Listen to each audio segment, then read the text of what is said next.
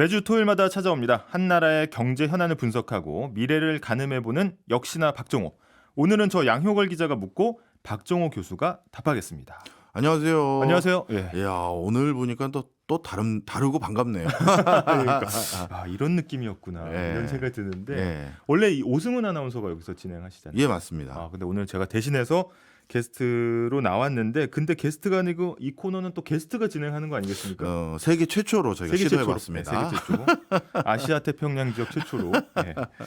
그래서 오늘 주제가 제가 알기로는 부동산인데 예. 이 부동산에 대해서 특히 이제 주택 공급 관련해서 좀 알아본다 이렇게 알고 있어요. 맞습니다. 특히 요즘 가장 큰 이슈 중에 하나가 재개발, 재건축과 관련된 네. 법 규제가 완화되면서 네. 단순하게 말씀드리면 그 지역 주민들끼리 합의만 보면 이제 안전성 평가라든가 이런 걸로 정부가 뭐 시비 걸지 않고 그냥 편하게 진행할 수 있도록 최대한 배려하겠습니다. 이렇게 해서 공급에 큰 변화가 생기고 있잖아요. 네. 그래서 오늘은 부동산 시장의 공급이라는 게 우리나라에서 역대 어떻게 바뀌어왔고 네. 그리고 그 과정에서 재건축, 재개발이라는 건 우리가 어떻게 받아들이면 좋을지 이 부분에 대해서 말씀드려보고자 준비했습니다. 네, 이게 부동산 공부하시는 분도 많은데 그분들도 이 부동산 공부의 끝판왕은 재개발, 재건축이다. 그럼요. 뭐 이런 말씀도 하시고 맞습니다. 뭐 상가도 어렵지만 재개발, 재건축 진짜 어렵다. 예. 변수도 많다. 이런 말씀 많이 하시는데 사실은 이게 어려운 이유가 기존의 어떤 지난번에도 한번 말씀하셨지만 수요나 공급이나 이런 법칙에 의해서 좀 잘 가지 않는다. 이게 변칙적인 게 너무 많다. 이런 이야기들을 많이 하거든요. 예. 근데 재개발, 재건축은 왜 이런 건가요?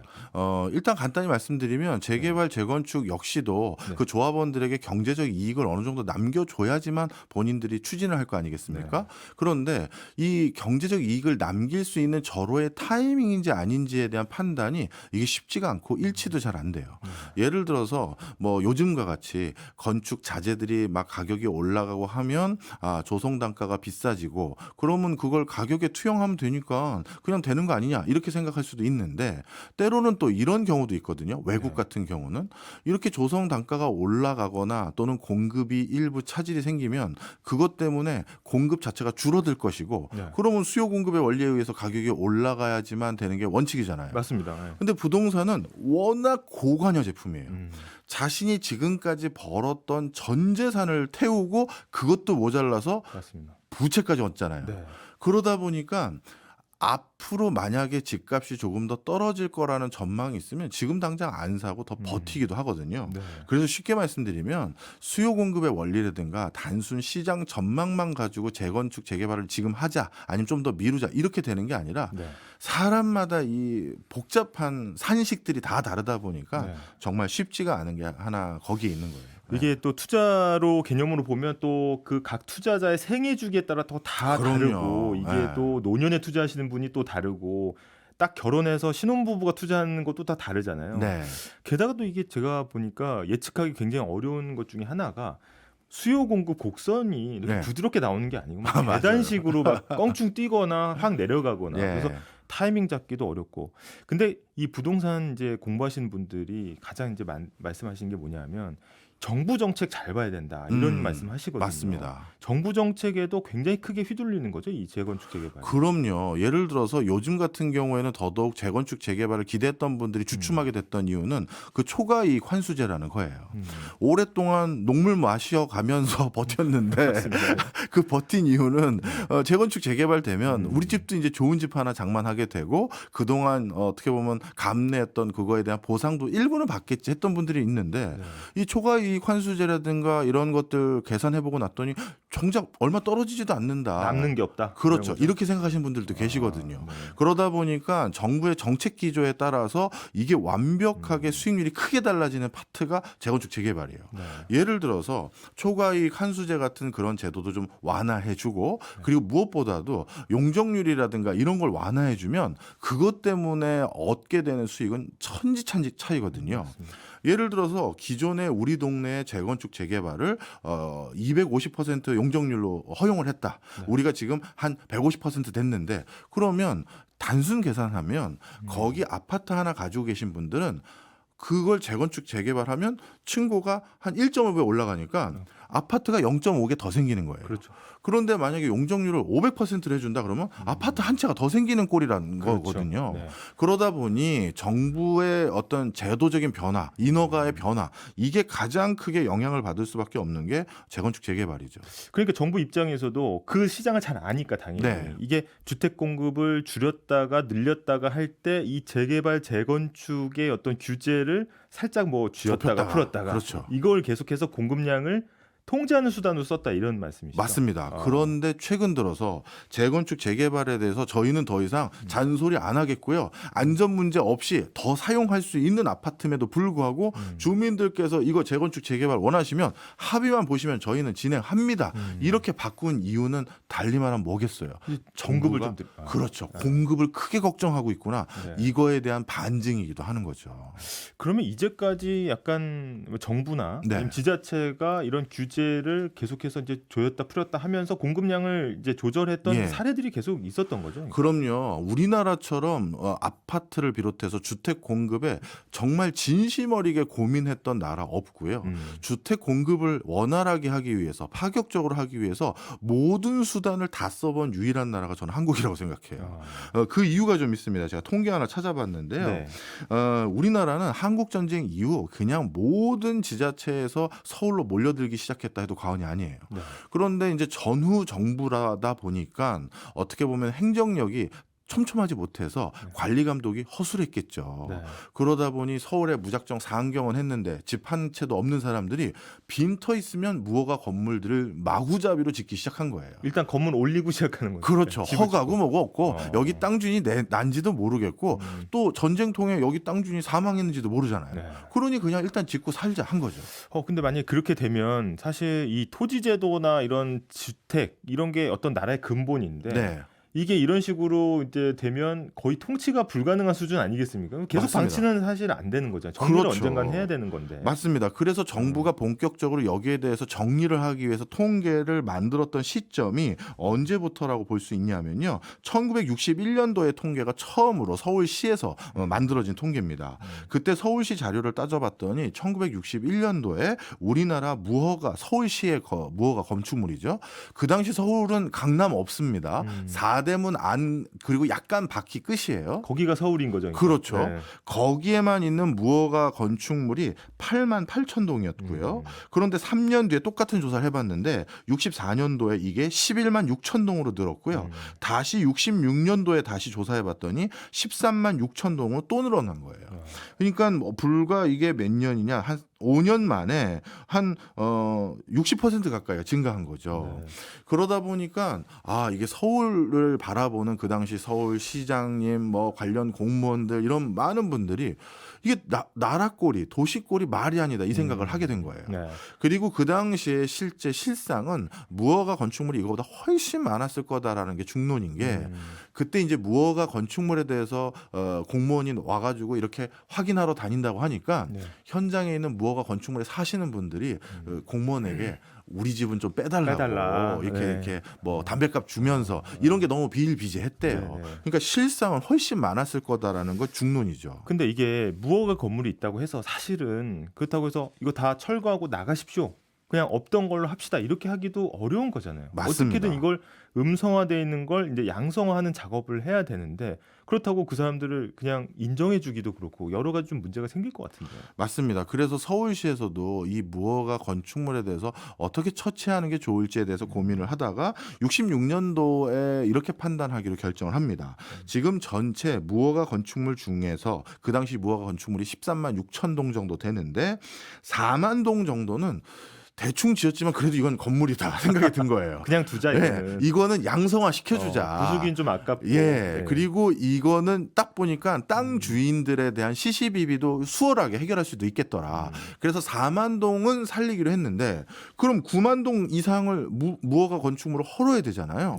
그럼 그 9만 동 쪽에 살고 있는 그 수많은 이제 입주민들, 뭐 그 당시는 3.5인 가구도 아니라 5인 이상 가구일 게 태반일 텐데 네. 그 사람들 어떻게 하냐라고 했었을 때 바로 이때부터 정부가 우리나라 정부 차원에서 이제 집이라는 걸 우리 정부에서 적극적으로 지어서 공급하는 걸 정책화해서 대안을 제시할 수밖에 없습니다. 아. 바로 이때부터 우리나라의 부동산 정책은 원활한 공급과의 싸움이었다. 이렇게도 과언이 아니에요. 사실 우리가 굉장히 이 지역에는 뭐 빈터가 많았을 수도 있겠지만 사람이 살고 싶은 지역, 그러니까 사람이 그리고 계속 살아왔던 지역은 되게 한정돼 있잖아요. 그렇죠. 그러니까 어떻게 보면 좋은데 다들 몰려 살고 싶어하고 아까 같이 이제 무허가 건물 같은 경우도 구만동 같은 경우는 그냥 다 내쫓을 수는 없는 네. 노릇이니까 그러면 정부 입장에서는 이런 그러니까 이런 수요를 흡수하려면 어디다가 이거 공급을 해야 될지도 좀 막막했을 것 같아요. 맞습니다. 여기서 오늘 재건축 재개발을 바라보는 첫 번째 우리가 힌트를 하나 얻을 수 있는데요. 그 당시 정부도 왜 재건축 재개발에 대해서 관심이 없겠어요. 어르신 아니면 아저씨 여기 이거 뭐 집 같지도 않은 집 이거 헐고 이거 제대로 올립시다. 크게 한번 네. 올려서 잠깐 어디 가서 살다 오시면 저희가 그냥 공공기관에서 제대로 지어 드릴 테니까 잠깐 어디 갔다 오세요 하면서 이렇게 할 생각 왜 안 했겠어요. 네. 그런데 그 당시에도 재건축 재개발은 너무나도 힘들었던 거예요. 그때는 왜 힘들어요? 왜냐하면 거기 이미 터를 잡고 1층에서 장사를 하고 있거나 노점을 하고 있는 분은 네. 내가 사는 집은 뭐 몇 킬로 떨어진 데로 이사 가도 되지만 내 생업은 어떻게 하는데 이 고민들이 많은 거예요. 그 근처에서 뭐 우리로 따지면 오늘날 편의점과 같은 무슨 충남 상회 이런 거 하는 분들 계실 거 아니겠습니까? 예. 그분들도 그 동네 주민들 무허가 판자촌 근처에 사는 사람들에게 생필품 납품하면서 그걸로 먹고 사는데 네. 다 같이 나가라면 내가 어디서 이걸로 장사를 하냐 이런 얘기가 있는 거죠. 그러다 보니까 그 당시도 무허가 건축물에 대해서 재건축 재개발을 하려고 했더니 동의가 잘 안 되는 거예요. 그래서 두 가지 목적으로 대안을 생각한 게 그동안은 사람이 살지 않는 지역으로 분류되었던 서울 근교의 어떤 대지를 개발해서 거기다 집을 지어주는 방법밖에 없다. 네. 일단 첫 번째는 계속 더 밀려 들어오는 수요를 어디선가 벌충해줘야 되고 그리고 이 사람들이 안 나가는 원인 중 하나가 좋다. 재건축 재개발하는 거 나는 동의하는데 그럼 내가 그 사이에 어디서 살고 있어야 되는지 그 집이라도 좀 제공해다오. 일단 공사 땅 밀고 건물 올릴 때까지 사는 곳이 항상 필요하니까 그렇죠. 그냥 나가라고만 하지 말고 이 대안을 네. 마련해달라 이거군요. 맞습니다. 예. 그래서 그 두 가지 목적 아래 이런 것들을 우리가 제공하려면 어딘가 서울을 더 늘릴 수밖에 없구나라고 먼저 생각을 하게 됩니다. 네. 그래서 사실 모두가 그 당시 공무원들이 의구심을 가졌던 사업을 그 당시 추진하는데요. 그게 강남 개발이에요. 강남 개발. 그게 왜 의구심을 가지냐 하면요. 네. 지구상의 모든 국가에서 이렇게 수도를 반쪽 이상을 완벽하게 새로 조성하는 대규모 사업을 단기간에 용단을 내린 적이 없어요. 차라리 그냥 다른 도시를 키우거나 이런 거 말고 그렇죠. 수도를 2배로 늘린다 이런 거는 사실 굉장히 생각하기 어려웠던 거죠. 더 놀라운 건요. 사실 우리 강남에 있는 대표적인 도로들인 테헤란로라든가 네. 그 삼성역 근처의 그 도로라든가 네. 이런 걸 가만히 한번 보십시오. 이게 조성되거나 기획됐던 초창기가 60년대 후반 70년대 초반인데요. 네. 거기 삼성역 근처만 일단 말씀드리면 도로 몇 차선인지 아시죠? 그거 엄청 넓잖아요. 그죠? 예. 그러면 세계 유수의 역사를 가진 도시들인 런던, 파리, 워싱턴 DC, 뉴욕, 그다음에 도쿄까지 갔을 때 그 정도 도로폭과 직선 거리로 한 5km 이상이 쭉 뻗어가는 도로 보신 적 있으세요? 거의 뭐 없죠. 그런 거 본 없어요. 적이 없어요. 예. 없어요. 특히 구도심은 아예 없죠. 그렇죠. 네. 그리고 어차피 파리도 확장이 됐고 런던도 확장이 됐고 뉴욕도 확장이 됐는데 그 어떤 그 우리보다 더 국민 소득이 먼저 높았던 도시들 중에서도 그렇게 큰 도로를 미리 확보해 놓은 도시 재개발 재건축은 없어요. 그런데 그 당시 1960년대 후반과 70년대 초반이면 우리나라 국민 소득이 1,000불 왔다 갔다 하거든요. 근데 어떻게 이렇게 과감하게 이렇게 길을 냈을까요? 그래서 그 당시 관료들 사이에서도 이거는 정말 말이 안 된다. 이 도로를 왜 이렇게 많이 확보하냐. 다닐 차도 없는데 왜 차도 이렇게 없고 네. 나중에 도로만 텅텅 비고 집 하나 부족하다고 하는데 여기다 아파트 한 동을 더 짓지. 이게 당시 회의록에 정말 많이 남아 있어요.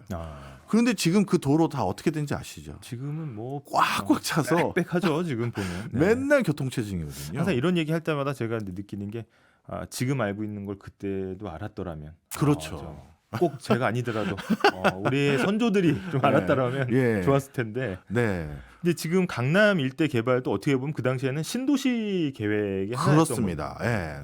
그래서 서울 북쪽 지방에만 더 이상 사람들을 수용할 수 없다는 판단 아래 공사를 시작한 건데 여기서 또 국가가 얼마나 공급에 대해서 진정성 있게 과감한 정책을 했는지 알 수 있는 게 네. 통상적으로 이런 걸 강남 개발을 한다 하더라도 외국에 비슷한 사례가 있는 경우가 있어요. 방콕이라든가 몇 나라가 있는데 그런 데를 보면 단계적으로 해요. 그러니까 우리로 따지면 뭐 강남구 먼저 해보고 조금씩 넓혀가는 그렇죠. 그런 형태로 한다는 거죠. 예, 그다음에 옆에 서초구 좀 해보고 음. 그다음 송파구 좀 해보자 이렇게 되는 건데 네. 그 당시는 거의 동시다발적으로 했어요.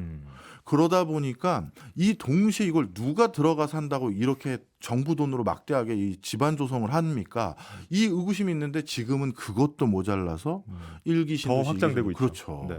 그래서 일단 공급에 대해서 이렇게 뭐라 할까요? 파격적인 수준으로 공급을 생각했던 국가임에도 불구하고 지금 공급이 제대로 안 돼. 네. 일단 새로운 택지를 찾는 게 이제 굉장히 어려운 일이고 네. 과연 거기 만들어 놓으면 사람이 몰려들 것이냐 이 판단도 굉장히 어려운 거잖아요. 네. 지금 보면 일기 신도시라는 일산이라든지 뭐 분당이라든지 이쪽도 사실은 이제 다시 한번 이제 재개발 재건축을 해야 되는 시기에 지금 온 거잖아요, 그렇죠?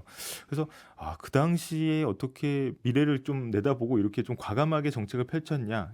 그게 어떻게 보면 나라에서 주택 공급에 정말 진심이었기 때문이다 이렇게 이제 보시는 거죠. 네, 맞습니다. 그 당시 관료들 중에서는 이렇게라도 해야 됩니다라고 일부 주장했던 관료들은 회의록에 남아 있는데요. 네. 그분들이 주로 예를 든 사례가 하나 있어요. 그분들의 논리는 뭐예요? 바로 한국 전쟁을 보고 안 거예요. 이게 아주 독특한 우리 딜레마인데요. 네. 우리나라 지금 서울이 현대적인 도시로 탈바꿈될 수 있었던 결정적인 계기는 사실 한국 전쟁입니다. 왜냐하면 초대 그 대통령 중 하나인 이승만이 이제 한국에 와서 딱 서울을 봤더니 이건 뭐 도시가 아닌 거예요. 본인은 또 그때야 미국에 그럴 수 있었으니까 있죠. 예. 네. 워싱턴 DC에 거주도 했었고 하니까 비교가 되겠죠. 네. 그래서 어떻게든 서울 강북 지역을 현대적인 도시로 바꿔서 사람들이 체계적으로 살 수 있도록 소방도로도 확보하고 뭘 해보려고 했는데 우리 자랑하는 거 있잖아요. 한양과 같이 이렇게 역사가 오래된 도시가 없거든요. 그래서 600년 정도니 뭐니 이런 네, 소리 그렇죠. 하고 있는데 네.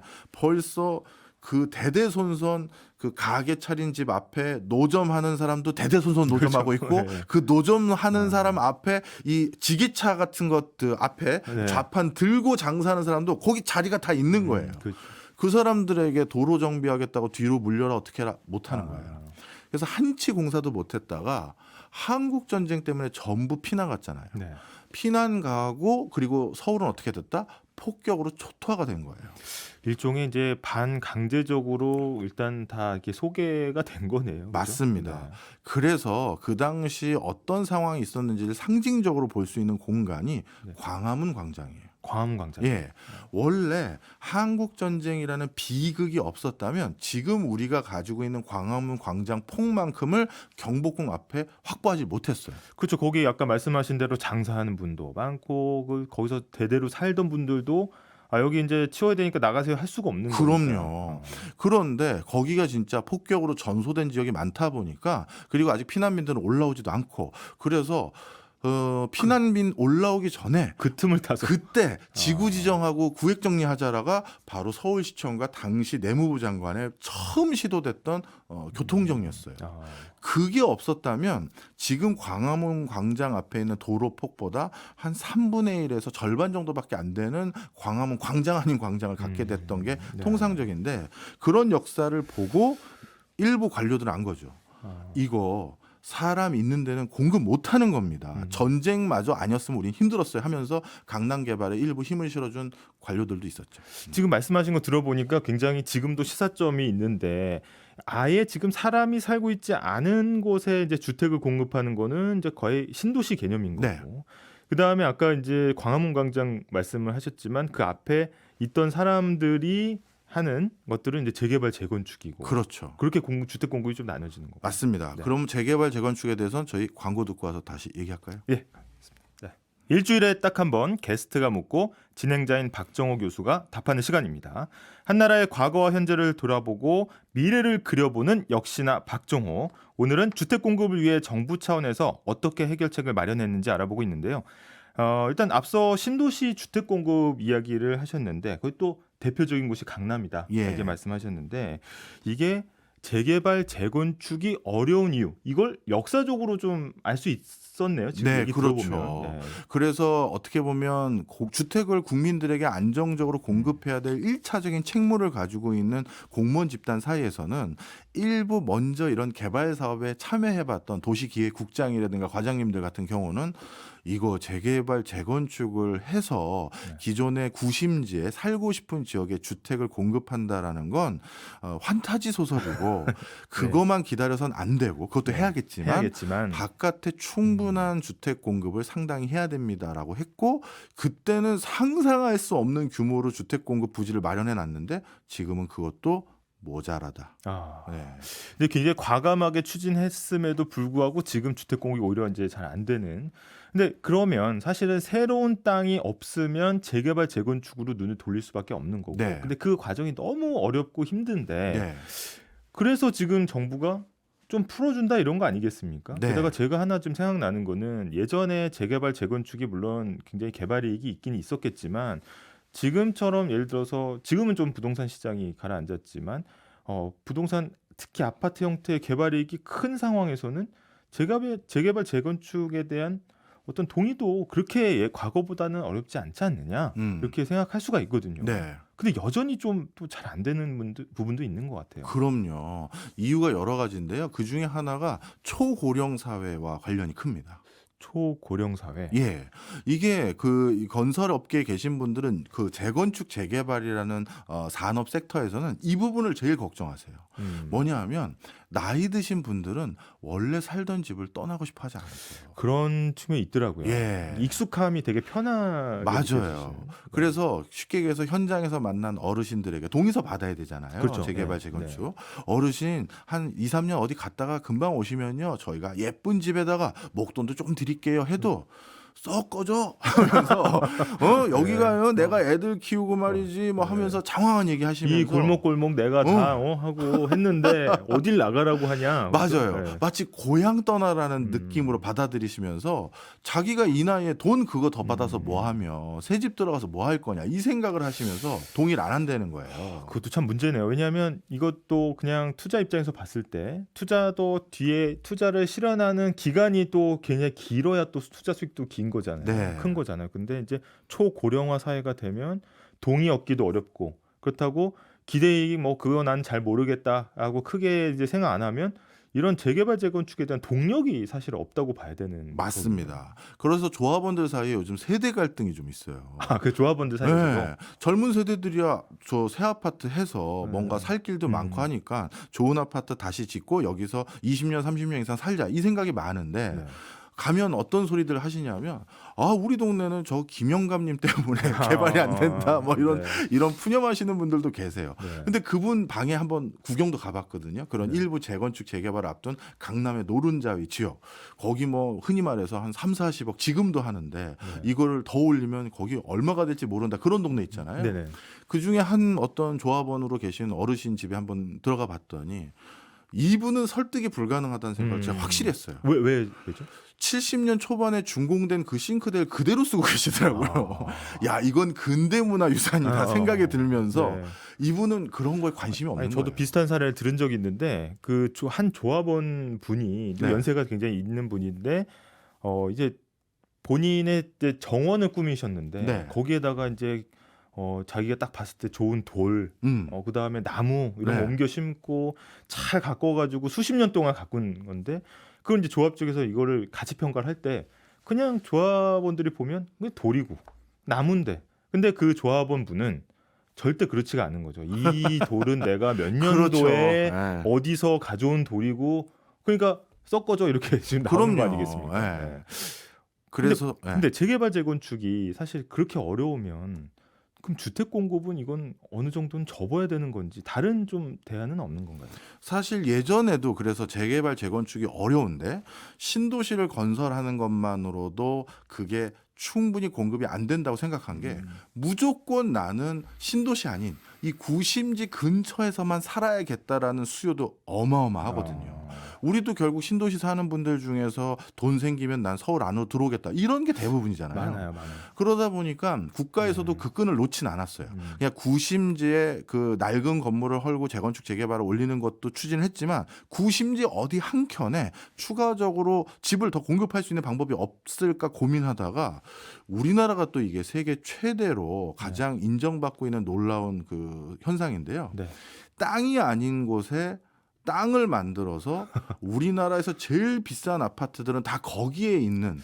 그러니까 땅이 아닌데 아파트를 올린다. 이게 사실 좀 이해는 잘 안 되는데 네. 이게 뭐 어떻게 한다는 거죠?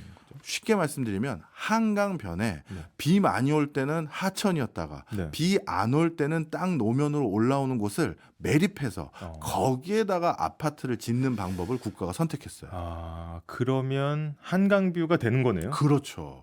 이거는 역사가 좀 깊습니다. 네. 이런 거를 공유 수면이라고 불러요. 네. 쉽게 얘기해서 강이나 하천은 누구 개인의 것이 아니라 국가 거다. 그렇죠. 이런 의미로 공유 하천이란 개념인데 우리나라에서는 이런 공유 하천 이런 개념도 없었는데 1921년에 조선 총독부에서 이제 한국의 항만도 건설하고 본인들이 필요한 어떤 토지를 더 확보하기 위해서 공유 수면이라는 법을 처음으로 입안했어요. 그리고 나서 그걸 바탕으로 실제 항만도 일부 건설했고 토지도 매입했거든요. 네. 매립도 하고요. 네. 그랬는데 그때 어떻게 보면 일제 시대 때 일제 강점기 때 그거를 봤던 관료들이 생각해낸 거예요. 우리 땅이 없으니 땅을 만들자. 공유 수면이라는 걸 해보자. 그래서 공유 수면 시행령을 다시 1963년에 다시 수면 위로 올려요. 근데 그게 아주 우연하게 생각해낸 건데 우리나라 제1호 자동차 전용 도로가 하나 있거든요. 그게 네. 어디냐면 노량진쯤에서 여의도 쪽으로 넘어오는 한강 남쪽에서 넘어오는 네. 도로 하나가 있는데 네. 그걸 자동차 전용 도로를 만들기 위해서 거기에 뚝이 원래 있었던 거에 뚝을 하나 더 쌓았어요. 왜냐하면 수면 위로 이제 도로를 만들기 위해서 올려야 되니까요. 네. 그랬더니만 도로를 만들어 놨는데 갑자기 도로와 원래 노면 사이에 땅이 더 생겨버린 거예요. 그걸 만드느냐고? 예, 예. 그걸 만드느라고. 네. 우린 도로 때문에 이걸 구축한 건데 이 땅은 왜 생긴 거지? 했는데 땅 면적도 몇만 평인 거예요. 그래서 그냥 서울시 공무원들이 생각한 거죠. 그냥 여기다 주택을 짓는 게 되겠네. 바로 강 남쪽이니까 구시가지 용산이나 남대문에서 멀지도 않고 네. 버스 정류장으로 한 3정거이면 출퇴근 가능합니다라고 하면서 분양해보자 라고 하면서 시작된 아파트 단지 중에 하나가 시범적으로 한번 만들어보자 해서 그래서 시범 아파트. 그렇죠. 그랬는데 반응이 너무 뜨거운 거예요. 아니 도로와 또 바로 연해 있고. 그렇죠. 그러면은 출퇴근 쉽고 교통 좋고 그게 멀지도 않고. 네. 뭐 신도시라고 하면 저 몇십 킬로미터 나가야 되는데 그런 것도 아니고. 그렇죠. 그다음에 구도심에 가장 가까이 붙어 있고. 네. 그래서 이것이 정말 대박이 납니다. 그 당시에는 이게 왜 저 밑에 있는 신도시보다도 각광을 받았냐면요. 제가 아주 단적으로 이렇게 말씀드릴게요. 예전에 우리 그 말죽거리라 불리는 양재동. 네네. 그 지금 방금 그 시범 아파트 지었을 그 시절에 양재동까지 가려면 어떻게 가야 되는지 아세요? 네. 일단 차로 가긴 가야겠죠. 그죠? 그럴 수가 없습니다. 차는 못 가요. 예, 자동차 도로가 없었거든요. 그러면 버스? 무슨 소리세요? 버스도 차인데. 이거 진짜 그러면 걸어서 가야 되는. 정답입니다. 버스의 종점이 어디에 있냐면 지금 현충원까지만 갔어요. 그 동작동에. 아니 뭐 요즘에야 건강 때문에 뭐 2만 보 걷기 한다고 하지만 저 일 있어서 갈 때는 그거는 진짜 막막한. 그럼요. 네. 그런데 그런 양재동이라든가 지금 잠실 쪽을 옛날에는 경기도 광주면이었어요. 거기가. 거기는 서울 4대문 안에 사는 사람들이 그런 땅이 있는지도 모르는 곳이었어요. 네. 거기다가 신도시를 지어놓는다고 누가 가겠어요? 네. 그러니 바로 저기 한강대교 남단 근처에는 시범 아파트 이 정도면 내가 가서 살겠다. 이건 말이 되거든요. 그 정도는 이제 가시권 안에 들어오니까. 네. 그래서 그 뒤부터 난리가 나기 시작했고 국가에서도 이걸 해야겠다 생각이 들어서 한강 주변에 백사장이라는 백사장들은 전부 공유수면 매립법에 의거해서 매립하기 시작합니다. 그리고 하나하나씩 건물을 짓기 시작하는데요. 네. 근데 이게 참 전 세계적으로 놀라워요. 전 세계에서 원래 가장 비싼 주택단지들은 원래 우리로 따지면 우리나라의 전통적인 표현으로 따지면 풍수가 좋은 곳. 그러니까 옛날부터 수해 안 보고 네. 햇볕 잘 들고 그렇죠, 그렇죠. 교통의 요지고 네. 이런 곳이거든요. 그냥 네. 옛날부터 사람 많이 살던 곳. 네. 그런 데가 대부분 제일 비싼 주거단지가 있는데 우리나라만 원래 땅이 아닌 곳에 전부 제일 비싼 아파트 단지가 있어요. 아니 그러면 이 공유 수면 매립의 방식으로 주택을 짓는 거는 우리나라밖에 없는 건가요? 원래 이 하천 근처가 네. 우리나라처럼 이렇게 뭐라 할까요? 어떤 계절적 시점에는 하천이었다가 또 건기 때는 노면 위로 올라오는 이런 정도의 하천을 가진 나라가 많지 않아요. 많지가 않으니까. 한번 또 생각해 보세요. 영국에서 공부하셨잖아요. 네. 영국 템즈강의 강폭하고 우리 네. 한강의 강폭 보면 한강이 굉장히 큰 강이죠. 그렇죠. 네. 그리고 프랑스도 마찬가지고 워싱턴 DC에는 강도 마찬가지고 다 마찬가지예요. 이렇게 큰 강이 없거든요. 그러다 보니까 계절마다 땅이었다가 아닌 데가 너무 많은 거예요. 그러니까 매립하기가 수월했던 것도 하나 작용을 한 거죠. 아니 저도 보니까 뭐 때마다 이제 한강 수영 대회 하는 데가 없어요. 사실은. 맞아요. 네. 그런 식으로 뭐 횡단을 한 걸 막 박수 받고 이런 데가 별로 없거든요. 그래서 맞습니다. 굉장히 수량도 많고 큰 폭의 강이다. 근데 그걸 메워서 주택을 공급할 생각을 했다는 게 참 기발하긴 하네요. 그죠? 네. 그래서 어떻게 됐느냐?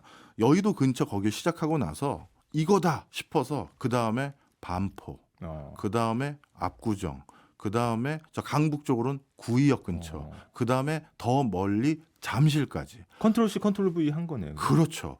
이걸 계속 해가면서 어마어마한 주택 공급을 해갔고 이 정도 했으면 그 당시 또 논의사항 중에서도 이 정도 했으면 우리 충분히 짓는 거고 이러다가 집값 떨어지면 우리 조성 단가도 제대로 회수도 못한다 했는데 지금 어떻게 됐다?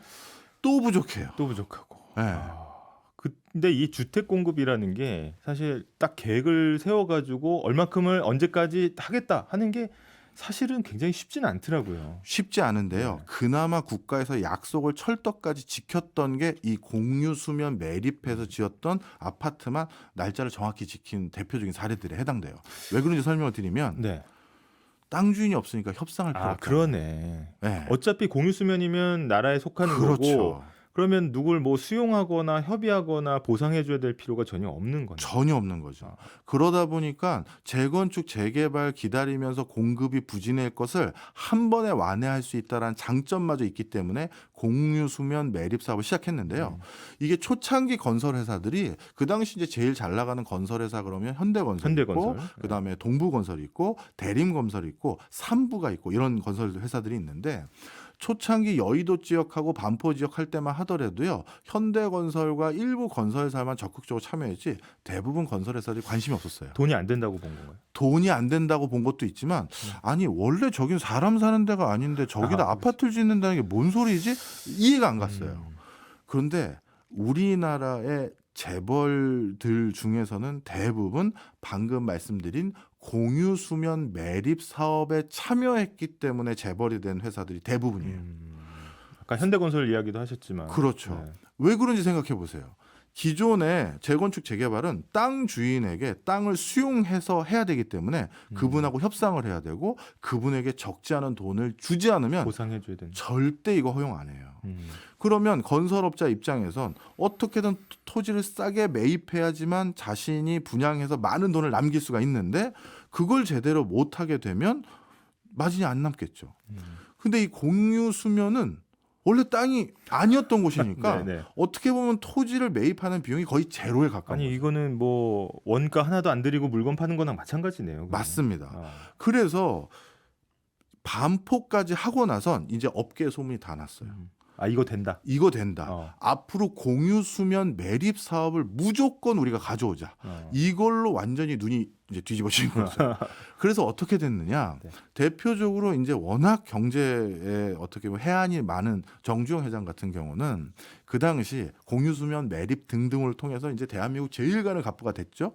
그리고 나서 정부가 강남에 집 개발한다라고 하니까 그때 뭐가 강남으로 이전할 것으로 확정됐냐면 강북에 있는 명문 고등학교들 있잖아요. 네. 그걸 강남으로 이전시켜줘야 강남에 사람 살 거 아니냐. 그렇죠. 사람이 모이면 당연히 자식들 교육에 신경을 쓰게 되죠. 그렇습니다. 네. 그래서 서울 4대문 안에 있는 흔히 말해서 명문 고등학교라고 하는 휘문고등학교, 서울고등학교, 경기고등학교, 그다음에 뭐 양정인이 뭐 이런 여러 고등학교도 있었거든요. 그 중에서 네. 지금 서울 시립역사박물관이 있었던 부지가 서울고등학교 부지인가 그럴 거예요. 네. 거기를 강남으로 이전한다고 하니 그 부지를 샀어요. 현대건설이. 그래서 거기 그 자기 사내 연수원으로 짓겠다 했는데 이게 언론이 막 뜨거워지는 거예요. 아니 거기 부지가 그렇게 노른자의 부지고 4대문 안에 그렇게 좋은 부지를 특정 건설회사에다가 국가가 싸게 매각을 해버리면 어떡하냐. 그건 안 된다. 특혜다. 예, 특혜다. 이렇게 하니 그래서 서울시에서 이미 계약서는 다 사인했는데 정주영 회장한테 다시 찾아와서 이거 물러줄 수 없느냐. 우리가 지금 여론이 너무 뜨겁다. 네. 했더니 정주영 회장이 그때 뭘 부탁했냐면 좋다.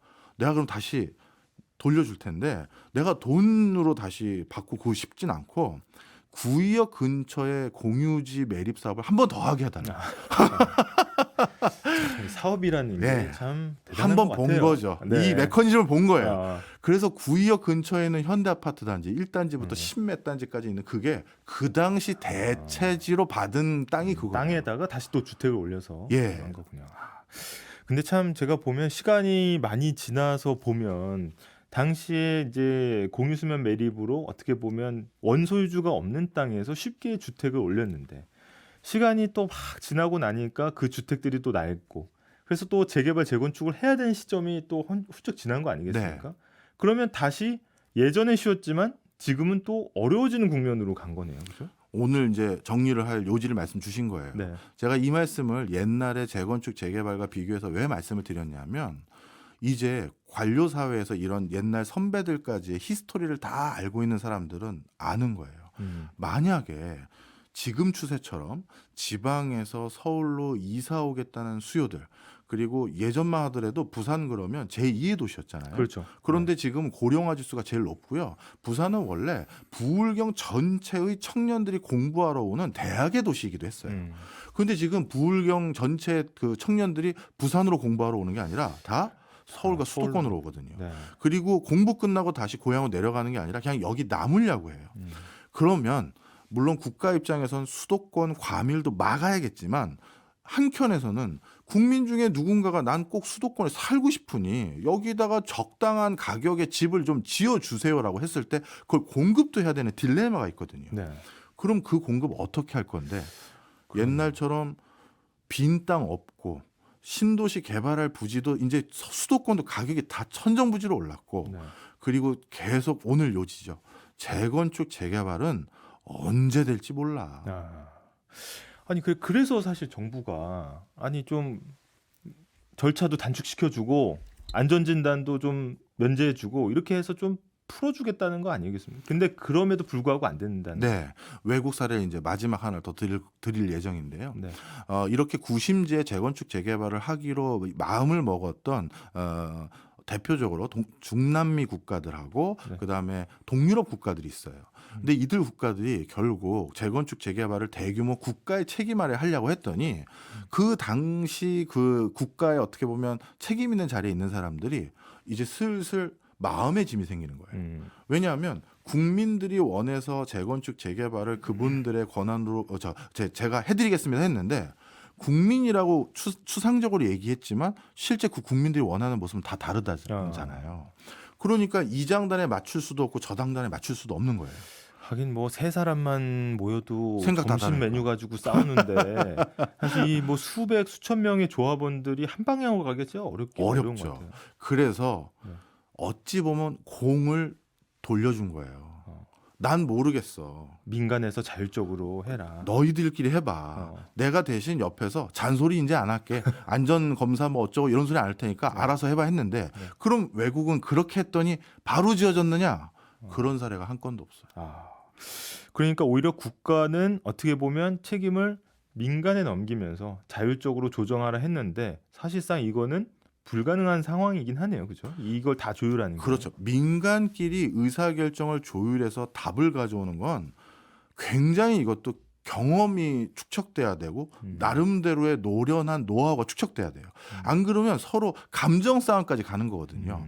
협상하고 타협을 하는 우리가 아직 그 훈련이 좀 덜 됐을 거 아니겠습니까? 네. 아마 우리 뭐 양 기자님도 취재하면서 많이 보셨겠지만 조합원들끼리 뭐 싸움 나고 조합장 뭐 도망가고 소송 걸고 아니, 그게 이제 저도 취재 현장에 가보잖아요. 그러면 한쪽 쪽에서는 제 오른쪽 팔 잡고 막 당기고 한쪽에서는 제 왼팔 잡고 막 당기고 그래서 사실은 약간 기사를 쓰기 굉장히 어려운 측면도 있어요. 맞아요. 이 주장이 또 다 첨예하게 이제 대립을 하기 때문에 그 이해관계가 다 다르고 그래서 사실 지금도 계속 뉴스 나오는 게 뭐 공사가 중단된 재건축 지역이라든지 이런 것도 보면 조합원 갈등이 굉장히 좀 심하잖아요. 맞습니다. 그렇게 보면 앞으로는 정말 막대한 이익이 나지 않는 한 이 재개발 재건축을 쉽게 추진하기 좀 어려울 수 있겠네요. 아, 예. 정확하게 말씀 주셨어요. 네.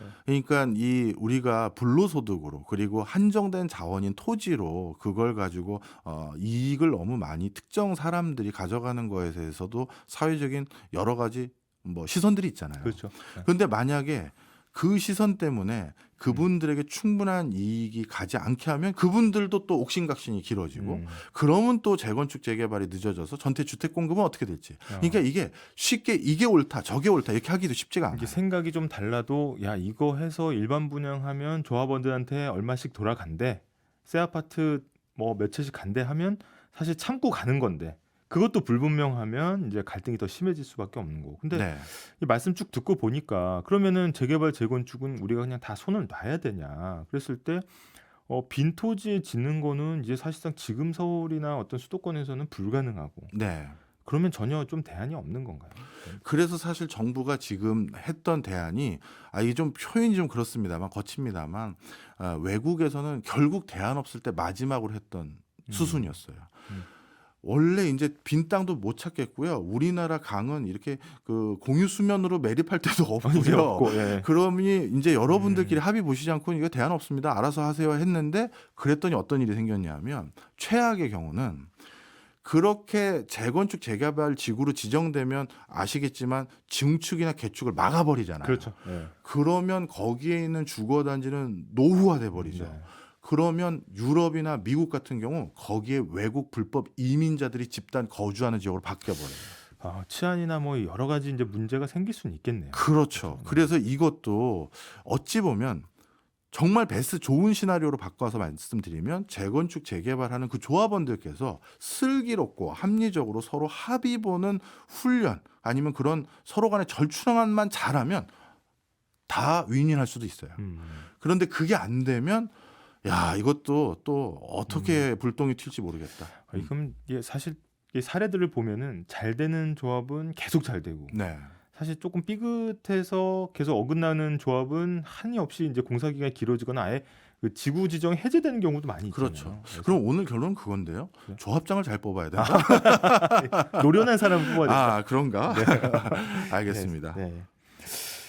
자, 네. 그러면 여기서 마무리하는 네. 거죠? 네. 오늘 제가 오승훈 아나운서 대신해서 특별 진행을 해봤는데 어떤지 모르겠습니다. 저희가 개인적으로 기분은 굉장히 좋네요. 이 어떤 유익한 말씀을 듣는 그런 자리였습니다. 감사합니다. 네. 감사합니다. 네.